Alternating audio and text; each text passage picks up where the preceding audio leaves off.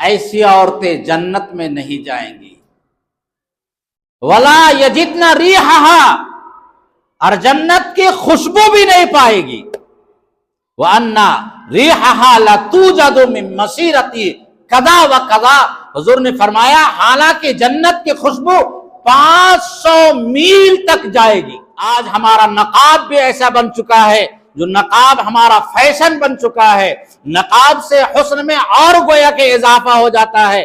نقاب کا مطلب یہ ہے ما یعرفنا، جسے کوئی پہچان نہ پائے کہ یہ بوڑھی ہے، یہ جوان ہے، یا کوئی ادھیڑ عمر کی ہے، یہ پہچان میں نہیں آنی چاہیے۔ لیکن آج ہمارے نقابوں کا حال یہ ہے کہ ہمارا نقاب انتہائی چست ہوتا ہے، جسم کا نشیب و فراز مکمل نظر آتا ہے، اور کمر پہ لوگ پٹی بھی باندھ لیتے ہیں تاکہ جسم کی بناوٹ اور ظاہر ہو جائے۔ یہ نقاب ہمارے لیے لعنت کا سبب بن جائے گا۔ نقاب کا مطلب یہی ہوتا ہے کہ ایسا چوڑا لمبا چوڑا ہونا چاہیے کہ پتہ ہی نہیں چلے اس نقاب کے اندر کوئی بوڑھی عورت ہے یا جوان عورت ہے۔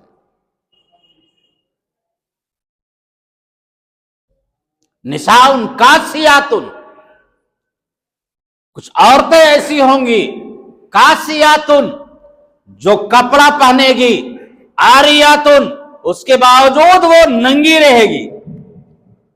آج ہماری بہن بیٹیوں کا لباس، ہمارے گھر کی عورتوں کا لباس آپ اندازہ لگا سکتے ہیں، اسکولوں کا ڈریس کا آپ اندازہ لگا سکتے ہیں، جس اسکول کا ڈریس ٹخنا کے برابر، گھٹنا کے برابر ہی ہوتا ہے، اور ہم خود جا کے اپنی جوان بچی کو پہنچاتے ہیں۔ ہماری غیرت کیسے گوارا کرتی ہے کہ ہم اس جوان بچی کو اتنا چھوٹا لباس کیسے پہنائیں۔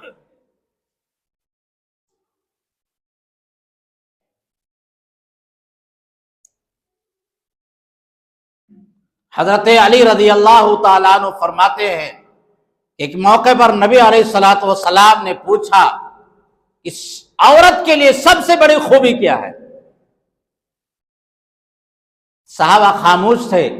حضرت علی دوڑے دوڑے آئے، اپنے گھر میں تشریف لائے، فاطمۃ الزہرا سے پوچھا کہ ابا نے آج ایک سوال کیا ہے کہ عورت کے لیے سب سے زیادہ خوبصورتی اور سب سے زیادہ بہترین چیز کیا ہے؟ حضرت فاطمہ نے فرمایا نہ وہ کسی غیر مرد کو دیکھے، نہ اس کو کوئی غیر مرد دیکھ پائے۔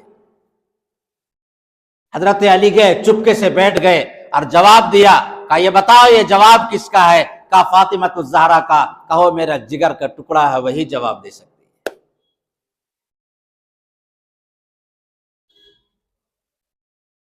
یہ خاتون ہے ام خلاد رضی اللہ تعالی عنہا۔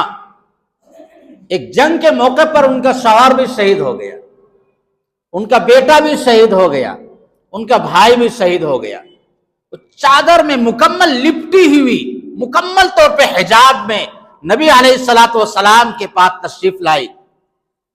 لوگوں نے کہا کہ اس حالت میں بھی تمہارا شوہر شہید ہے، تمہارا بیٹا شہید ہے، تمہارا بھائی شہید ہے، اس کے باوجود بھی تم اتنی لباس میں لپٹی آئی ہو۔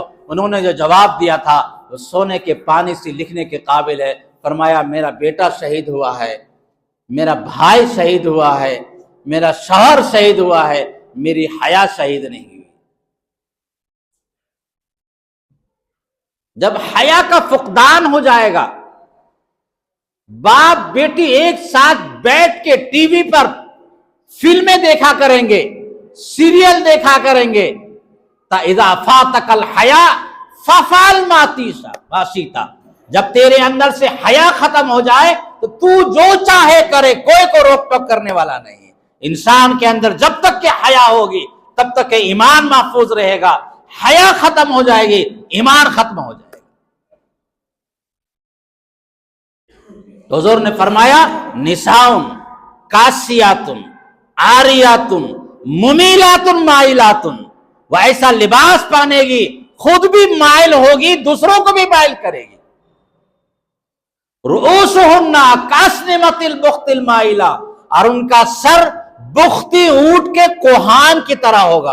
اونٹ آپ نے دیکھا ہوگا، اس کے گردن کے پاس یہ کوہان ہوتا ہے، یوں کر کے ایسے کھوپا باندھ لے گی بڑا سا، ہیل چپل ایسی چپل پہنے گی کہ چلنا بھی مشکل ہو جائے. رؤوسہن کأسنمۃ البخت المائلہ، ان کا سر بختی اونٹ کے کوہان کی طرح ہوگا.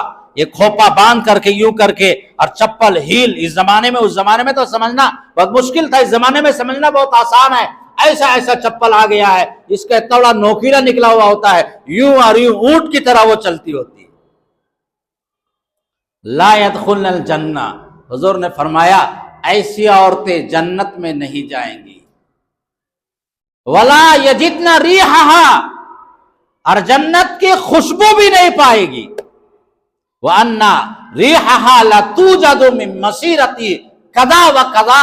حضور نے فرمایا حالانکہ جنت کی خوشبو 500 میل تک جائے گی، 500 میل تک جائے گی، لیکن اس کی ناکوں میں ایسی بیماری اللہ ڈال دے گا کہ اس کی ناکوں تک وہ خوشبو نہیں پہنچ پائے گی. اس زمانے میں آپ سمجھ لیجئے بہت شاندار آپ نے عطر لگایا ہے، لیکن آپ کو اگر نزلہ ہے تو احساس ہی نہیں ہوگا کہ سامنے عطر لگایا ہے یا نہیں لگایا ہے، حالانکہ اس کی خوشبو پوری مسجد میں پھیل رہی ہے. لیکن وہ آدمی کہتا ہے کہ مجھے تو خوشبو کا احساس ہی نہیں ہو رہا.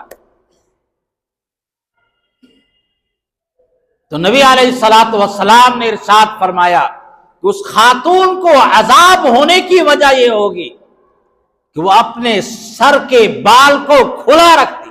آج نقاب بھی پہنتی ہے تو سر کا بال باہر نکال دیتی ہے، چوٹی باہر نکال. نقاب پہننے سے فائدہ کیا ہوا؟